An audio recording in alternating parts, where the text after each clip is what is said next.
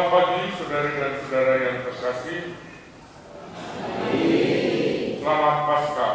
Selamat Paskah. Mari kita rayakan Paskah ini dengan mendengarkan sabda Tuhan dan merayakan perjamuannya dalam persekutuan kita satu sama lain sebagai umat beriman. Marilah kita awali perayaan syukur ini dengan terlebih dahulu memohon belas kasihan Tuhan. Tuhan Yesus Kristus, Engkau telah wafat, namun bangkit dengan mulia, mengalahkan maut dan dosa.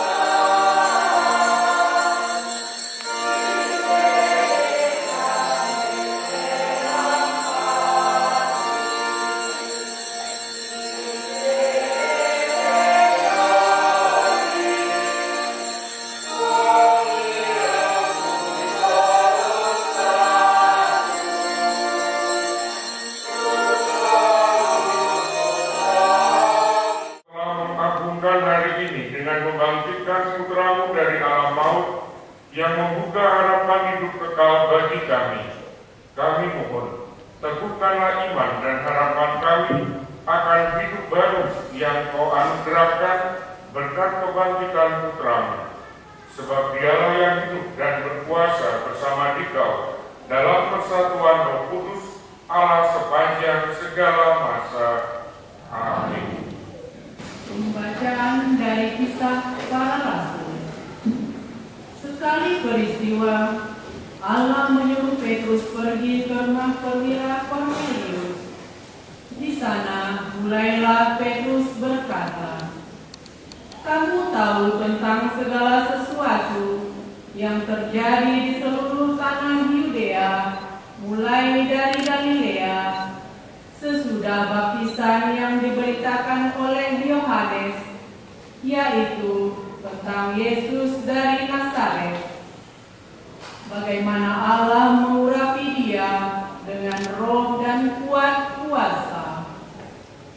Yesus itulah yang berjalan berkeliling sambil berbuat baik dan menyembuhkan semua orang yang dikuasai iblis, sebab Allah menyertai dia.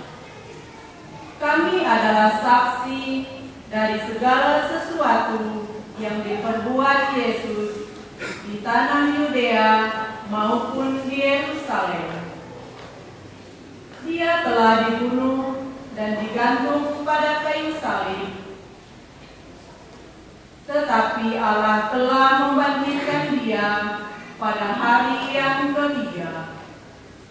Dan Allah berkenan bahwa ia menampakkan diri bukan kepada seluruh bangsa, tetapi kepada saksi-saksi yang sebelumnya telah ditunjuk oleh Allah, yaitu kepada kami yang telah makan dan minum bersama-sama dengan dia setelah dia bangkit dari antara orang mati.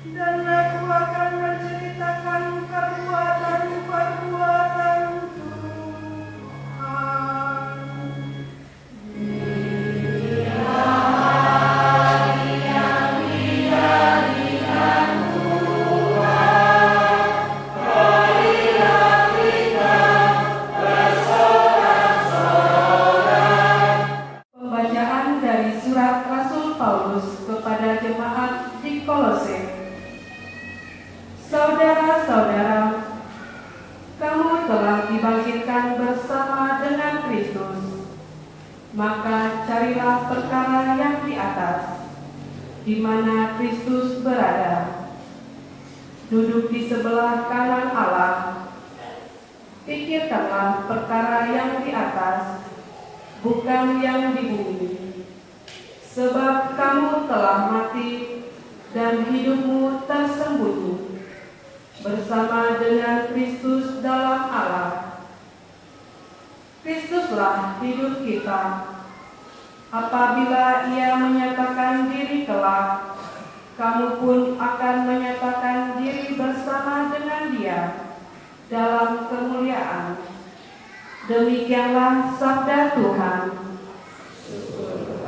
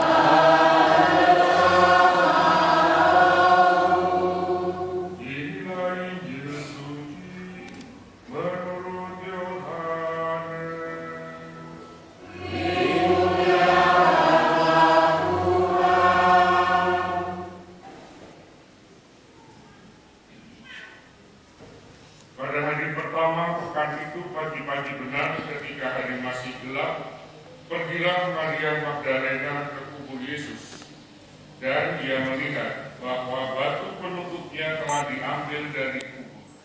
Ia berlari-lari mendapatkan Simon Petrus dan murid yang lain yang dikasihi Yesus. Ia berkata kepada mereka, "Tuhan, telah diambil orang dari kuburnya, dan kami tidak tahu di mana ia diletakkan." Lalu berangkatlah Petrus dan murid yang lain itu ke kubur. Keduanya berlari bersama-sama, tetapi murid yang lain itu berlari lebih cepat daripada Petrus, sehingga ia lebih dahulu sampai di kubur. Ia menjenguk ke dalam dan melihat kain kafan terletak di tanah, akan tetapi ia tidak masuk ke dalam. Kemudian dibawa juga Simon Petrus menyusul dia dan masuk ke dalam kubur itu.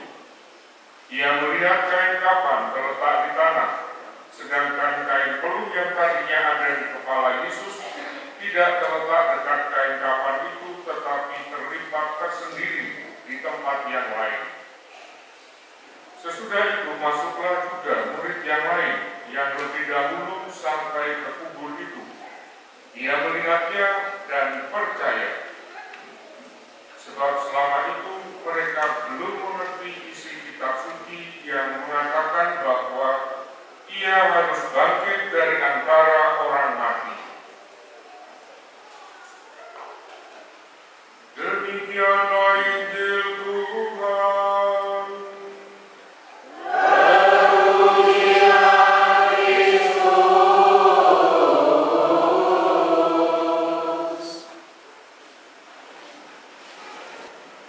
Saudari dan saudara yang terkasih, nama saya Timo, tidak tahu ya, tidak pakai link, bukan Timori tapi Timo saja, juga bukan buku Bima ya, walaupun mungkin juga buku saya juga sakti nih kalau ada yang mau pakai.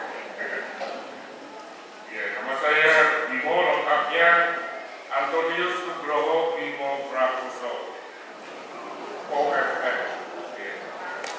Saya seorang Fransiskan, ada 3 ordo ya, ada Kapusin yang ada dekat-dekat sini di mana ya? Oleh Karangan ya. Lalu ada OFM Konventual, ada di mana? Jakarta. Dan di sini ya. Di Sumatera dan di Jakarta ada 1 paroki mereka. Dan kami OFF, tidak pakai KAP, tidak pakai konventual. Provinsinya atau pusat untuk di Indonesia ada 2, 1 di Jakarta, 1 di Jayapura, Papua. Saya termasuk bagian dari yang di Jakarta. Yang di Jakarta itu berkarya di Keuskupan Tanjung Karang di Sumatera bagian bawah selatan, ya, di Lampung situ. Kemudian di Keuskupan Agung Jakarta ada 2 paroki dan beberapa karya kategorial. Kemudian di Depok, Keuskupan Bogor ada di Depok dan Cipanas serta Cianjur ada 3 paroki dan di situ ada novisiat juga. Kemudian di Keuskupan Agung Semarang itu ada tempat untuk para frater sekolah filsafat teologi. Kemudian di Flores ada beberapa paroki, di Keuskupan Labuan Bajo, Keuskupan Ruteng, dan Keuskupan Agung Minding. Di Kalimantan itu ada di Keuskupan Sintang, yaitu di Badau dan di Nangakantu, perbatasan juga. Kemudian di Keuskupan Banjarmasin ada di Magalang. Lalu di mana lagi ya? Timor Leste ada, dan di Pulau Timor di Atambua. Saya sendiri tinggal di Jakarta, di komunitas sekaligus juga kantor Komisi Keadilan dan Perdamaian OFM Indonesia atau GPIC OFM.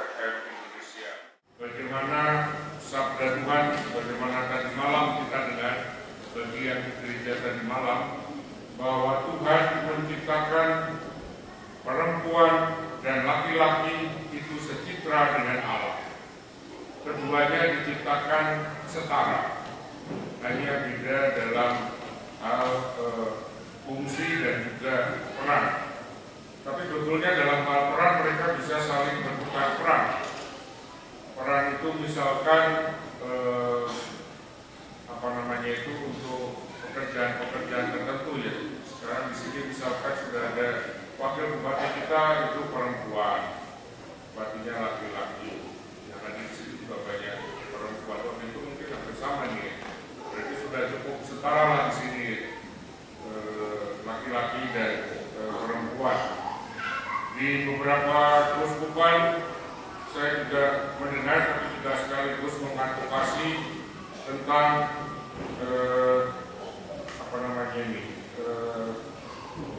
ketetapan pemerintah ya, tentang undang-undang perlindungan anak, undang-undang penghapusan kekerasan dalam rumah tangga dan juga undang-undang penghapusan kekerasan seksual, undang-undang yang paling baru. Sebenarnya undang-undang ini mendukung apa yang dalam gereja Katolik itu sudah terjadi, bukan hal yang baru sebenarnya ya. Hanya dalam pelaksanaannya menjadi semakin ketat atau semakin diurus oleh negara. Sebelumnya itu dianggap sebagai persoalan internal dan sekedar dalam tanda petik dosa. Kalau dulu pasangan memukul pasangannya, entah laki-laki pukul perempuan, perempuan pukul laki-laki, ya paling mengaku dosa ya. Kalau sekarang ya bisa lapor ke polisi dan mungkin akibatnya bisa berbeda. Dan kekerasan ternyata bukan hanya kekerasan fisik dengan memukul, tapi juga ada kekerasan verbal, yaitu ketika orang mengeluarkan kata-kata yang bernada membuli, kata-kata yang bernada merendahkan.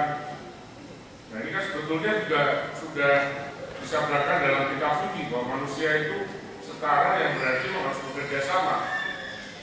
Negara sampai ikut mengatur. Kalau mereka ada yang merendahkan yang lainnya, maka ya harus dihukum. Itu berarti melawan negara atau disebut sebagai pidana itu.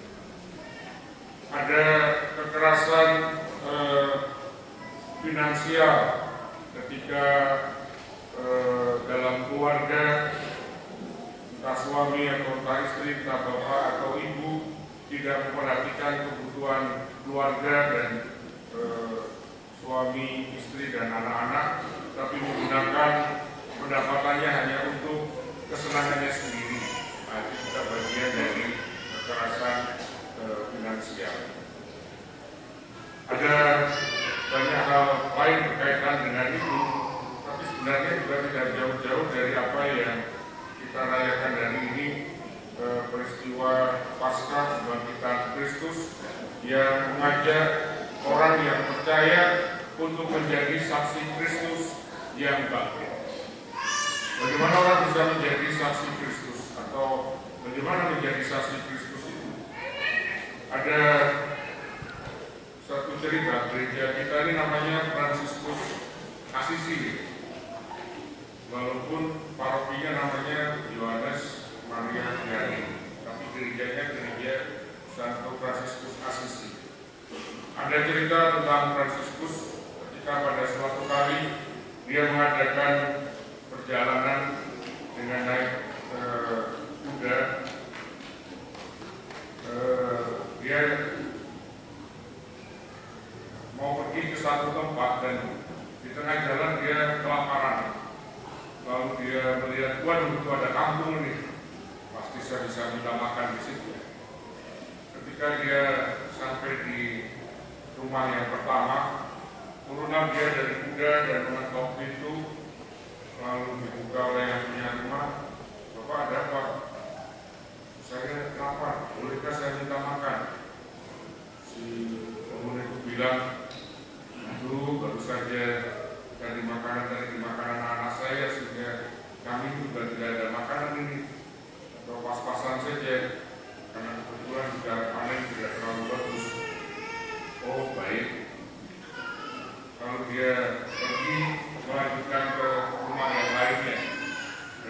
ngantuk lagi. Kalau bertanya ada apa, dia bilang saya lapar, apakah ada sedikit makanan untuk saya, dan dijawab ada sih, tapi ya hanya cukup untuk kami saja ini. Jadi ya minta maaf, mungkin di tempat yang lain. Begitulah dia keliling ke rumah-rumah di kampung itu, dan dia tidak mendapatkan makanan. Itu perut semakin melilit itu ya, laparnya itu.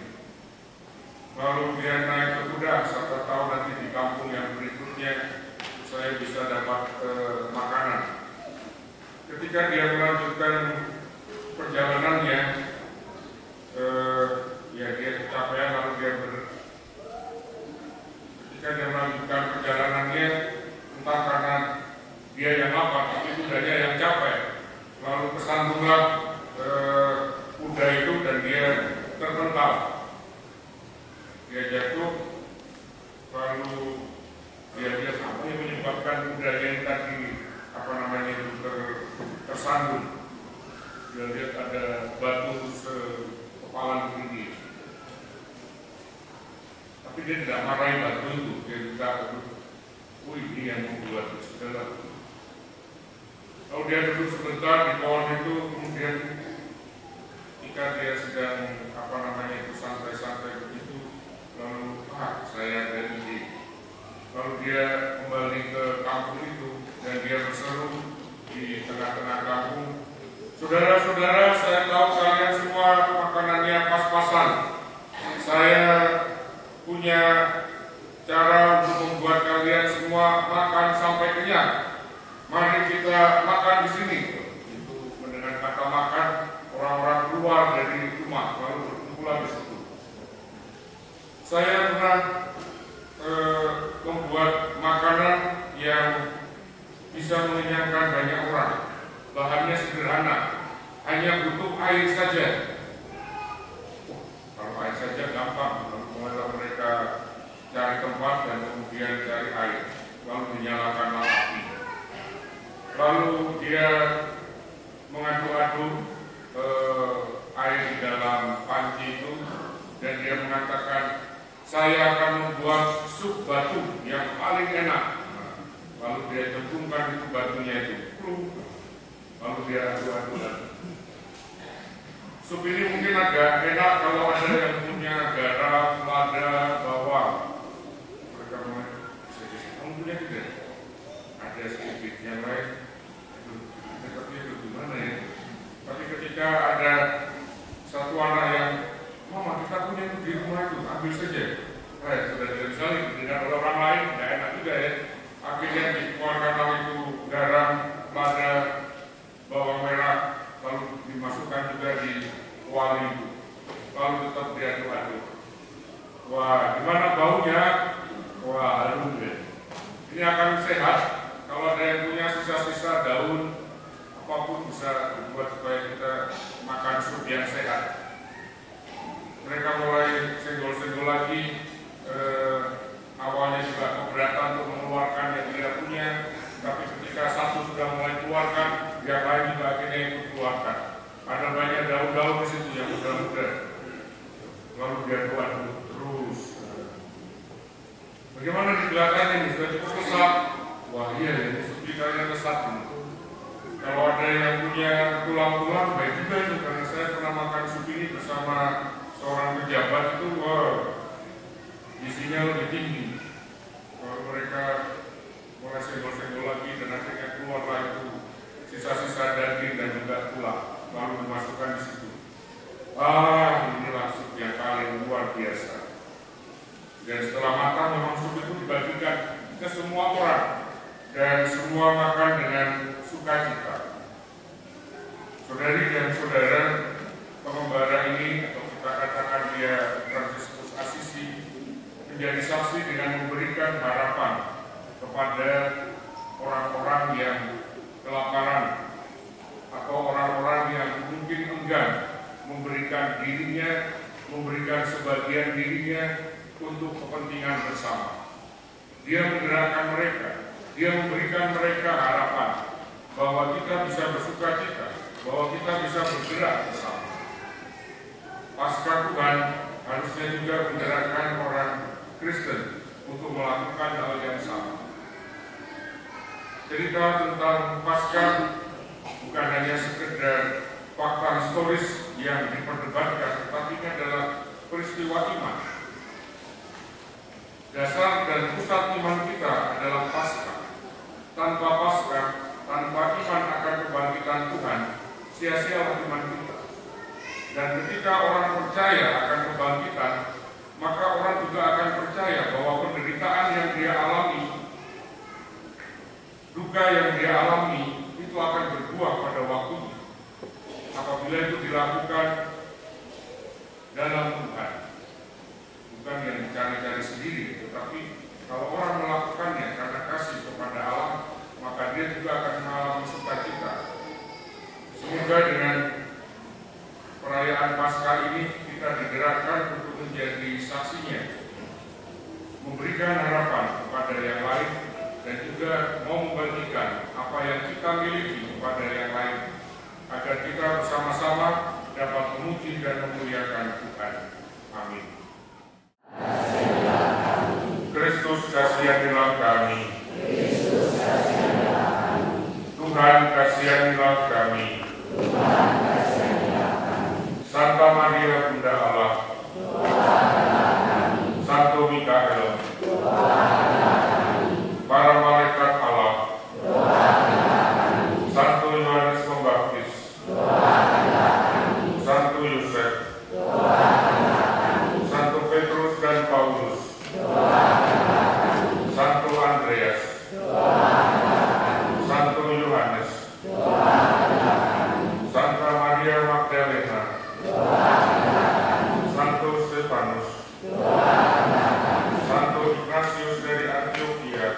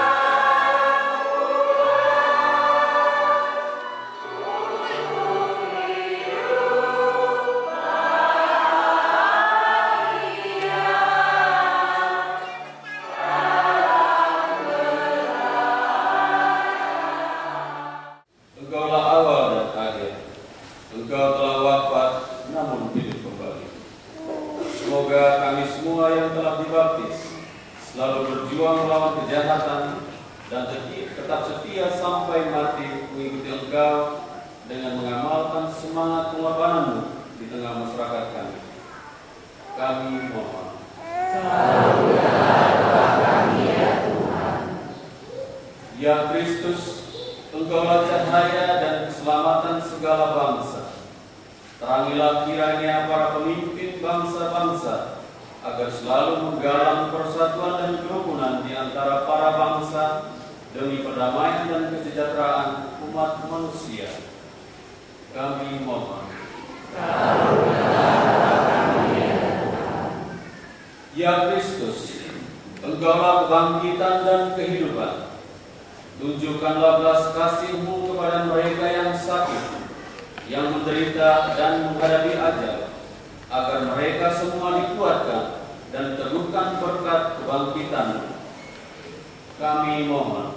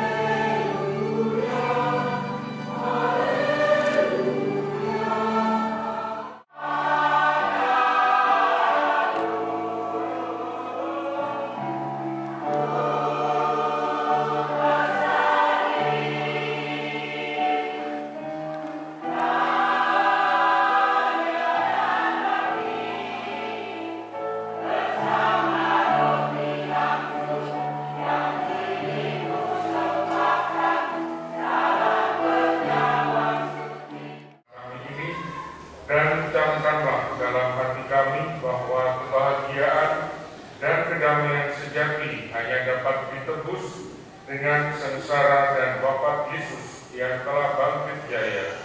Atas jasanya kami mengucap syukur kepadamu kini dan sepanjang masa. Tuhan bersama.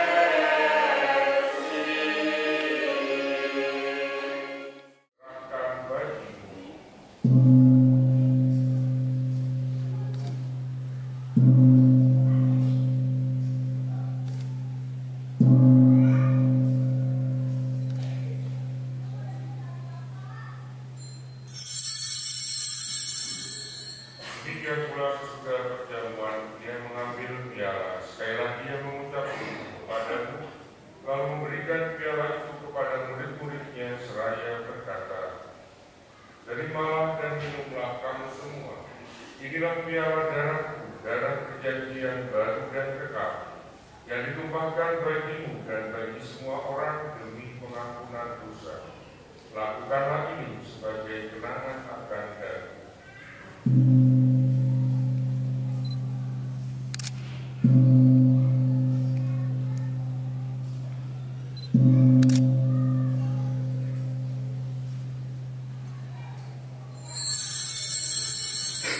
Agunglah misteri iman kita.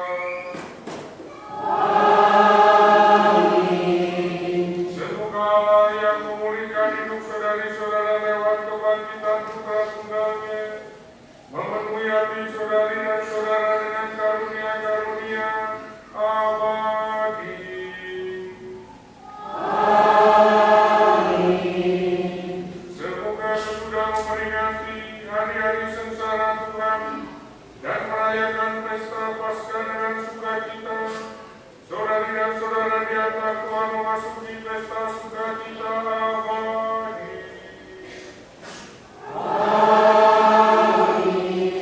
Dan semoga saudari-saudara sekalian, serta semua orang yang kita doakan dalam perayaan ini, senantiasa dilindungi, dibimbing dan diberkati oleh Allah yang Maha Kuasa, Bapa dan Putra dan Roh Kudus.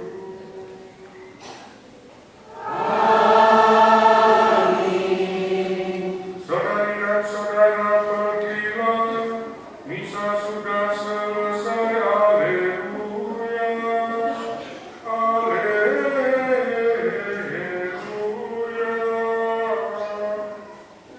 Syukur kepada Allah. Haleluya.